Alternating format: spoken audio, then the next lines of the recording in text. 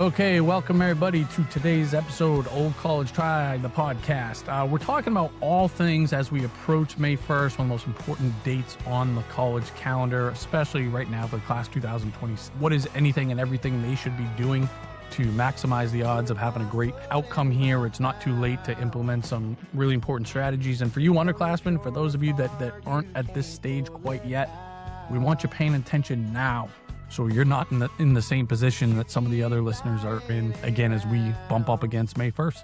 Thanks for listening. I keep lying to myself. Okay, Peggy, we got the band back together. I know. It's been like a long time. We had Dr. J. We had somebody else. I'm forgetting who. We had a double episode. Yeah, we just haven't been on. We've had a lot going on. We're here in the nick of time to save the day, 2 weeks away from May 1st, D-Day. Again, arguably the biggest, most important day in kind of the college calendar. Maybe some people would argue for October 1st or August 1st. But yeah, there's lots to talk about because specifically for the class 2026, and if you're an underclassman, you still want to pay attention. Do not dismiss this episode because I promise you, your 2026 buddies were like, had I have only known this a year ago or 2 years ago or 3 years ago, 4 years ago. So please, please continue to pay attention and learn from those before you, right? Yeah. But Peggy, I guess before we get there, I think it's my turn. We were talking about my turn for tunes here, and my guess is going to be, this is a new band for you, but I'm confident after some time they're going to scratch your itch. Okay. Goose is the name of the band. Have you heard of them before at all? They're like a lot of people in the scene. They're cut from Grateful Dead, Fish, Cloth, definitely jam bandy, but like super talented. Awesome. Northeast guys, Connecticut dudes. So a good song to start with for Goose would be Honeybee. Hunger Site is another one, but two great places to start. So go check out Goose. I definitely check them out on Spotify. Nice And sound. I do have to give a shout out to my fave, The Boss, that I saw last week in Englewood, California. If he's going to be near you guys, go see him. It's an amazing show. Very different. I mean, I just love the guy. It just never disappoints all these times. So great show. So he's not touring very many places, but if he's in your neck of the woods, I don't know if he was going to Boston on this tour. I don't think he's making any Northeast stops here. Yeah. He's doing Jersey. Yeah, Jersey. but not. I don't believe. I thought about going to Jersey, going to the Garden just for it, but I am not doing it. He's a freak of nature, man. What an inspiration that guy is. He definitely is. Yeah, we could all use a little of that. That's just called selling out, man. Just giving it your best every single time. It's incredible. Yep. All right, let's take care of you. So the specific reason why this emphasis on May 1st is kind of like one of the few kind of universal dates in this process, with very few exceptions. This is when you have to put your deposit down, sign a kind of letter of intent, so to speak. That's probably not the exact terminology, but basically tell this college, I'm going to your college. I'm choosing you. So here's hold a seat. Hold my spot. I want to throw my hat in the ring for housing, right? And we'll see you in the fall. I'm coming there, right? So that is why, again, it is kind of so important. And obviously, there's still plenty of families that this is 2+ weeks away, and we don't know where we're going. So historically, it was considered very, bad form, just a no-no to put down more than one deposit. Right? Because that's, maybe whether you want to call it unethical or whatever word you want to use. It was a no-no. And I would say it's still somewhere or somewhat considered a no-no, certainly from the college's perspective. But Peggy, let's just forget about a CAP perspective. Let's just hear about yours. Like, what's your talk track around this for families that are thinking about it? And certainly I have mine. Yeah, I think it kind of depends on your situation. One, if the college is telling you you've appealed and they're telling you we're not going to give you an answer by May 1, I think that's a huge no-no. And that's bad business practice. And they're being, I won't say the word, but they're not being good players in the space. So in that case, if you want to keep your Say the word, Peggy. What's the word? I'm curious.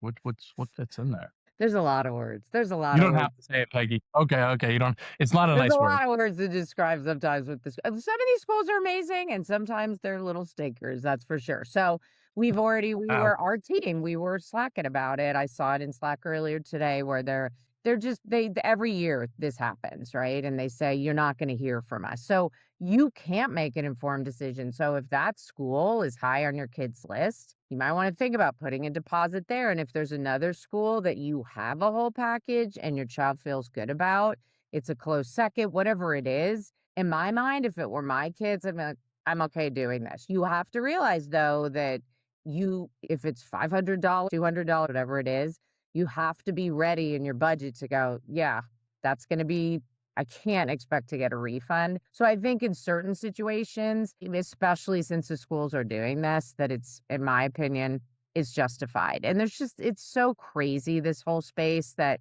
you got to put your best foot forward. That's what we talk about at CAP all the time. And this is an example of maybe being able to do that. So that's my take on it. I wouldn't tell every family, yeah, put down 3 deposits, keep your doors open. Because like you said, Matt, they're going to come at you then. All right, sign up for housing, sign up. So there are going to be other things that you're putting deposits down. So, Right. and then that's more money out the door. But in certain situations, I do think it's justified. Yeah, and obviously to your point, right? It's not like we have this standard recommendation of like everybody should put down the more deposits so you have more leverage and things like this.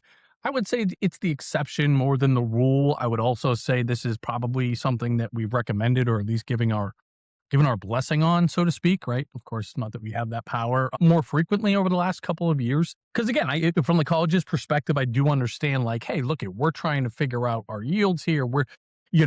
This is a way to set some parameters around having a clear understanding of who's going to be coming here in the coming months. And so I get it from their perspective. That said, right? I think most people that listen to us know this. We're not advocates for the colleges, right? We're advocates for the families, and they are on the other side of this business transaction. So to be crystal clear, colleges do not have your family's financial interests in mind, right? They are on the other side of a major investment here. Do they want you to fail? Of course not, right? They want you to have like a successful outcome, right, at their colleges, right? It's not good for business when families just have a bad experience and graduate with too much debt and all of that. So it's not like, but again, they have to think about their business first and foremost, like, and that's okay. There's nothing wrong with that. You have to think about your family first and foremost, right? So I was picking on Northeastern earlier this morning, and to your point, Peg, and kind of our team of extended pros here, because they were telling people, they had admitted Students Day this past weekend in Boston, and they're telling everybody you're not going to hear back from your appeal result until after May 1st, right? So certainly we're telling these people, yeah, this could absolutely be a case, to your point, where we put down more than one deposit because Northeastern might not be affordable, may be affordable based on this appeal. So I really don't appreciate that. It's putting you in a terrible position. Now, again, I'm calling bullshit on them. I know that was just a tactic, a strategy by their office that says, hey, just tell this to all the parents this weekend. Otherwise, we were going to get flooded over the next couple of weeks with appeals. So just use this as a deterrent. Again, it's not uncommon. I'm not picking on Northeastern. So many colleges' websites say, we don't do appeals. We don't match. We Which don't is do. against the law. It's Right, against right, the law, right, right. right? They're not allowed to say that. I think parents, I mean, this is the lens I did things. If what the colleges did, their practices honestly pissed me off, I'm like, why would I give them my money? Hmm. I know that's not where a lot of you probably are because your child loves the school or whatever, but you got to kind of take a deep breath through all of this. And I'm sorry, you got to think about how these colleges are running their businesses, because like you said, they are businesses. And in their defense, they're not financial planners. They're not doing that for you. That's what you should be doing. That's what you should be thinking about as you're making this decision. It's not their job. They don't want you to leave after year 2 because you literally tell your kid, we can't afford this anymore. That's bad for their stats. But they know most people are going to take out loans and figure it out, most families. So you just have to realize where they sit and where you sit in this situation. And the last kind of use case I would float here that is where historically I have recently kind of recommended, well, this might be a time you consider putting down more than one deposit. And I would say, again, this is fairly rare, but we're at very much approaching the finish line, and there's still 2 schools that are, like, completely in play, right? And this family, student specifically, just cannot decide. They're absolutely just, like, losing sleep and feel like they're in a pressure cooker because of this timeline feels very compressed. That's when I might say, "Guys, it might be worth an additional 500, $800 to buy yourself a few months," right? Because really, until that fall bill is due in August-ish, right? That's when that's when you're and we're registering for classes. That's when you're really it's real now, right? Like that's when you can't do both, right? You're not going to put down 2 fall semester payments or whatever. So again, it's rare, and even plenty of families right now can't imagine that they're going to have some clarity and like feel pretty good about a school in just a couple of weeks from now. But believe me, just about all of you are. And for those that, again, right at the finish line, still aren't there, and again, that's a case where I'm like, pay a couple hundred extra bucks. Which, by the way, if you kick and scream loud enough, oftentimes you can get that back. But to your point, we have to. Or you can ask if they'll reduce it. I mean, you can always ask Right, for it. right, exactly. But again, that's another use case, albeit rare, where we say, yeah, this is a gigantic decision, and if you need some more time for you and your family, that would be again something where we say makes sense. Yep, something to consider. Okay, so obviously, again, specifically these class 2026 families have just kind of been through the gauntlet this year. We started touring schools last spring and applying over the summer, and then, completing financial aid applications, finding out our acceptance is appealing. Finally, we made a decision, right? And here we are. What happens next, right? Like, talk to us a little bit about timeline and next steps, Peggy, with the understanding that obviously there's a variation between colleges. Yeah, yeah. So hopefully through this process, you've thought about that 4-year way you're going to pay. But now it really is the time. You've made the decision, you've appealed, hopefully successfully. And now like, this is what I'm going to have to come up with for year 1. And how is this going to work? Well, that's where you start right now. You're figuring out, do I have home equity I want to tap? Not necessarily a great place right now. That's a whole conversation, a one-on-one conversation. And then loans. Like, do we need loans to fill in a little bit here? Are we going to change how we live our life, and have extra money to put in and cash flow? So that's where you're starting to figure this out, because depending on what you do, if you're going to do a payment plan, that could start like in July. All the schools are different. Like I've shared, there was a month between when I had to pay for Brennan versus Shannon for each semester. So every school's different. So that's what you're going to start getting in the weeds on. How are we going to do this? We're going to talk about 529s in a minute. If you have 529s, what are the rules around that? Should I use it all? And just start, it's the nitty-gritty stuff Mhm. that might make you be like, oh, I don't want to deal with that. But that's what you're starting to think about, because you got to figure out, do we need money to supplement?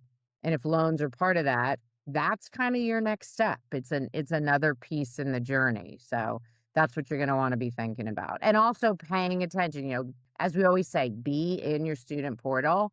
You make a decision on a school, they're going to reach out. My kids Brennan had to do Spanish proficiency testing. When I went to college, they made me do this English thing to see where you were going to fit in the English comp when you came. So your kids, once you make a decision, they shouldn't just be like, okay, I'm done.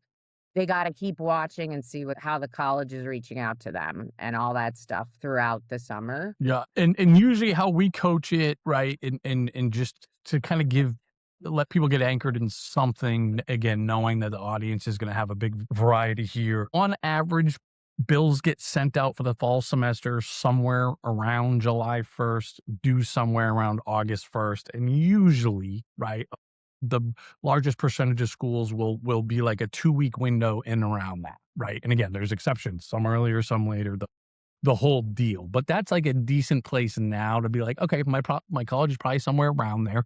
If you know your college, go find out, right? Specifically, when do we have to have this thing buttoned up, right? And now's when we do have to start thinking about, yeah, grandparents have been saying they're going to contribute to college. If we haven't had that maybe uncomfortable conversation, here we are, right? We got to say, is Yeah. that still true? What does that mean? Is it real? What are we talking about? Exactly. Yeah. Right. And okay, we're gonna, this is when we have to, and we're gonna hit on a couple things around 529s in a minute, but like, if I'm like most people that haven't been able to save enough in 529s to have that last for all 4 years, should I exhaust it up front? Do I want to spread it over 4 years? Right? Does it make sense to borrow something year one, even if we don't have to necessarily? Year Yeah. one, oftentimes the answer to that question is yes, right? And we'll be talking about that ad nauseum over the coming weeks and months. But we got to start making these decisions now so that we're kind of ready to roll when that bill's due August 1st, August 15th, whatever it happens to be. Just so there is some urgency, let's be clear. But the student loans, the parent loans, educational loans, unlike if you're getting an equity line of credit or refinancing your house, something like this, they happen really quick. Right. So my bill could be due in 2 days and I could probably, apply and get accepted for a loan today and maybe not even get a late fee. Right. That's not the recommended timeline here. But point being, it doesn't take very long at all, especially when we compare it to this, sometimes it would be a 90-day process of refinance on our house or something like that. So again, just to give you some kind of firm deadlines to anchor around, but let's double down on 529s, Peg, because a lot of people are like, okay, I've been able to save something. Like, how the hell do I even get this money? Right. Most people are just kind of confused of like, what do I even need to do to access it? Yeah, yeah. And before I get to that, just something to add on our other thought is depending on the kind of school, and again, I'm drawing from personal experience, and you mentioned registering earlier, Matt. There might be like Indiana, where my son went. He went with my husband, I think it was in June, later in June, and actually met with the advisor, registered, met kids that were going to be in his class. That could be going on in the summer. Private schools, and I'm making a generalization, tend to tell the freshmen, hey, come early. We've got 4 or 5 days before the upperclassmen get here, and you're going to do all that then. But sometimes state schools don't. So don't plan out all your summer vacations because you might have to go to the school to do that. So it just depends. Again, just like we've said a million times, it depends on the school. So that's another thing that could be going on in the summer, depending on the type of school. But so for 529s, and you mentioned this earlier, Matt, don't make the assumption like, oh, well, I've got a certain amount of money. I know it's going to pay for freshman year and sophomore year. Why would I take out loans? I'm just going to use it. You really want to plan out that 4 year because, as we've talked about on this podcast, there's federal direct student loans, the best loans out there for your child. You can't get them if you didn't take them freshman and sophomore year, junior year. So you really want to map that out. It seems logical. I've got this money. It's earmarked. Why wouldn't I use it all? So just planting that seed that there is a strategy to not necessarily using it all up freshman year, for example. Some good things about 529s, that the main restriction of them is you have to use them for qualified higher education expenses. That's an IRS term. What that includes has been expanded. So you want to make sure that you're pulling out the money for things in that category, which is tuition and fees, room and board, books, not travel. Travel is the main one that would seem logical. That's not an IRS qualified expense. Most people have no problem spending it on these qualified expenses. But if your child isn't going in a traditional 4-year track, you could potentially pull it out for different programs they're doing that aren't an associate's or a bachelor's degree. So keep that in mind. Key thing is with 529s, you want to take the money out when you're actually spending it as far as tax years. The IRS doesn't care that much about school years. So that's another thing to keep in mind. If you have a CPA, they'll know all this. And then the last thing is this American Opportunity Tax Credit that I think we've talked about on here, but not going to get in the details on it. But if you are eligible, it's AOTC. So write that down and look it up. If you are eligible, you need $4,000 of expenses that are tuition and fees or books in that tax year to take the full credit of 2,500. So a lot of people make that mistake for their kids' freshmen, like this fall semester coming up or fall quarter, and they take it all out of their 529 and then they lose the opportunity to take that tax credit. So I'm not going to go deep on it, but just jot that down that you need 4,000. If you have a CPA, they're going to know all about this. They're just not always great at telling you ahead of time, and then they tell you, "Oops, you can't take this," and then you lose it for that 1 year, which is a big loss. It's a nice tax. And we found folks even that work with a CPA, talented CPA, whatever, that have missed out on this before. It's just because it's such a weird, nuanced, like in the weeds deal. And just to repeat it, because I think I always find it to be confusing myself. So I'm probably not alone there. So in other words, if you have to come up with $10 for this fall semester, okay, and you have that in your 529, you have $30,000 in your 529. Most people are just tempted to say, boom, here's the 20,000. I'm done. We leave $2,500 on the table when we do that. You take 16,000 out of the 529, and then 4,000 comes from anywhere else in order to take advantage of that tax credit. So Yeah, again, can't be a tax advantaged account like savings bonds, and are the big ones because you're getting tax breaks. So the IRS doesn't let you double dip, which it makes sense, but you just wouldn't know that unless we're telling you. So now you know. right. And the just another again caveat that's relevant for this year when it comes to balancing this, or especially relevant this year and moving forward when it comes to balancing this, like when and how to use 529s versus loans and how much should be this year versus next year, whatever. We just have to keep in mind that with these new plus loan limits, right? And it bears repeating. Okay. So the new plus loan limit, so that is the federal government program for parents that are borrowing money to save their kids to go to college. Historically, these weren't capped. You could borrow as much as you want every single year. That's no longer the case. The most you can borrow in any given year, in any single year, is $20,000, and that caps out at $65,000 total over the course of 4 years. So, in other words, if we use 20,000 via the plus loan freshman, sophomore, junior year, we can only use 5,000 via the plus loan in senior year. I say that because for some families, specifically those that might not have great credit. And when that's the case, oftentimes the plus loan is your only option. Okay. Because it's too hard to qualify via the private sector or state options. And so you want to be especially cognizant of where your kind of family is on that spectrum, because if this is going to be your only option, it's just another variable we have to bake into the equation. So again, some other homework we want to start doing now, right? Of like, what is our credit score? Let's be crystal clear on that, because that's the biggest driver in determining how competitive your educational loan options are going to be, and really how many options you're going to have. Obviously, credit isn't the only variable, but it's the biggest one. So again, just something we need to start doing our homework on now, because it's going to dictate our next best steps around this stuff. Well, and I'll just add to that so that it's crystal clear. This is per student. So it's not like grandma and grandpa can go get a loan and they have the caps. It's per student. So it doesn't matter, if parents are divorced and one parent says, well, I'll go get the 20 and doesn't work that way because it's under the social security number of the student that it's benefiting. So it truly is that 65,000 cap over the 4 years.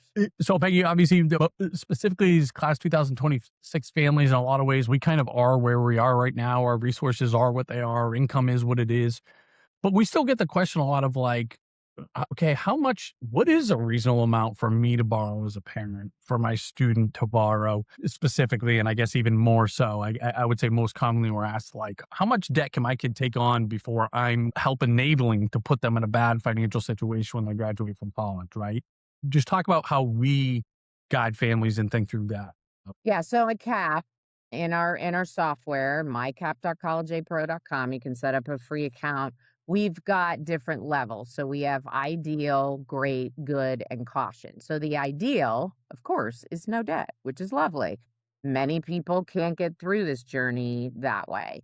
Great is if you as a family are taking on the federal direct student loans. And those are the loans that are in your child's social, and it cap for most kids, unless they're independent or they have a different situations, 27,000 over all 4 years. So a cap, we say, you know what? And I agree with that. You know what?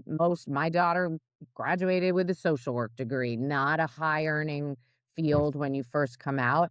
If she had 27,000, I would have been comfortable. She can pay that. And anybody can pay it. But if the student's the only one who's responsible. The 27,000. The next level is, what is your child going to make in salary their first year out? And if it's that or less, we call it good. This one is is a little bit more loaded now, in my opinion. And we've talked about this, Matt, because we used to always say, well, if you're a computer science major, you're going to make this versus like my daughter, social worker, you're going to potentially make this. One, kids change majors. I don't have all the stats, but it's quite often. I did it. I don't know if you did, Matt, but many people do. So that could be going from a higher to a lower Yep. junior year, and you're already into debt. Two, with AI, like comp sci majors, they're not getting the jobs that they got even 3, 4 years ago. So you Right. gotta think about all this. And then I'll also say, because I'm a planner, if you have 2 younger kids, that has to go into play. You can't just say, well, he's an engineer, he's gonna be making 150 out, so we can do this. Because a bunch of the debt you might be on as a cosigner, as a parent. So that's more Peg's commentary on it. But good is that or below what you're projected. And by the way, we tell you that in our software. We'll say a BU, a business major, this is what you're going to make. So you don't have to go search that. It's right in there. And then of course caution is if you're going over that. You're looking at 100, 1,000 when your child wants to be a teacher or something. And we're going to just tell you, hey, this is a caution situation. Yeah. And so hopefully it's helpful to have that framework again, even for those of you that are kind of at the buzzer here, because that can kind of help inform decisions like, oh, I thought $60,000 was way too much for undergraduate debt for my kid. But maybe if they're going to Georgia Tech to be this type of engineer, our software is probably going to say otherwise. Like, no, you still got a great path towards a return on investment here. Now, obviously, sometimes it's kind of just the opposite. So obviously, to your point, Peg, things change. This is, data is never perfect and these are averages and right. So it's like, of course, this is not an exact science crystal ball, but it is data driven. It is based on real averages, right? It is helpful to have that kind of homework done for you. So you can say, okay, well, yeah, buddy, you're going to borrow a little bit more than the federal direct student loan. And you're very likely still going to be in great shape so long as you go to school and take care of business and whatever. So, so this can just, I think, help inform what we're trying to maximize our odds to have as good outcome as possible for everybody, student and parent or parents, right? Yeah, And yeah.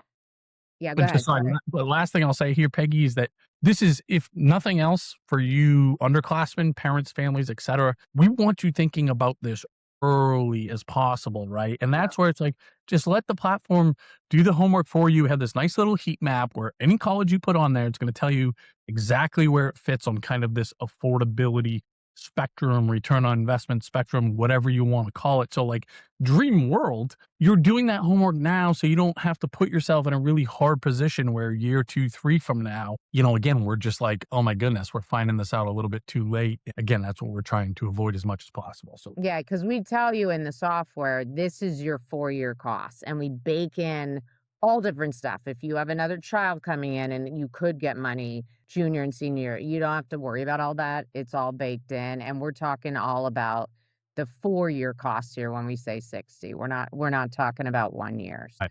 Right. Um, yeah, and the other thing that I'm sure you've had a bazillion times like I have, Matt, like somebody will come and say, "My kid has wanted to be a pediatrician since he was 6," and so keep that in mind. You've got major loans coming up, which by the way, you have to look on the caps for that stuff too with the new law. So Mhm. I say to people all the time, really? You're gonna blow a huge amount of money on a private school when you know your child's going to med school? Probably not a good idea. So all these things have to be, your child, you know what they want to do in the future, at least what they're saying at 17 or 18, and all Right. that needs to be taken into account. It's a good point, right? You want to be even more critical around what decisions you make now. If you think there's a decent possibility that we got more college, right? More education Yeah, after grad school, the whatever it is. grad school, you want, whatever it happens to be. So that should very much be on the front burner as we're making these decisions here. So